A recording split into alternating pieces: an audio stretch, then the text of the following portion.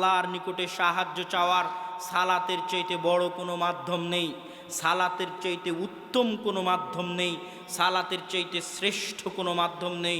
আল্লাহর নিকটে দোয়া চাওয়ার সবচেয়ে বড় মাধ্যম হচ্ছে সালাত। এই জন্য রাসূল সাল্লাল্লাহু আলাইহি ওয়াসাল্লাম বৃষ্টি চাওয়ার জন্য সালাতের ব্যবস্থা করলেন।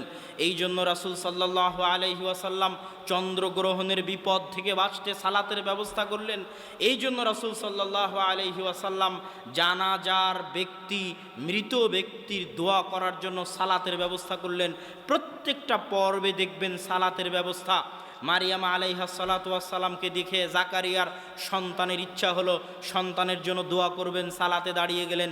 সারা আলাইহা সালাতু ওয়াসসালাম বিপদে পড়েছেন, পৃথিবীতে সাহায্য করার মতো কেউ তখন নাই যে সাহায্য করতে পারে, আল্লাহর সাহায্যের দরকার, সাহায্যের জন্য সালাতে দাঁড়িয়ে গেলেন। তো আল্লাহর সাহায্য পাওয়ার সবচেয়ে বড় মাধ্যম হচ্ছে সালাত।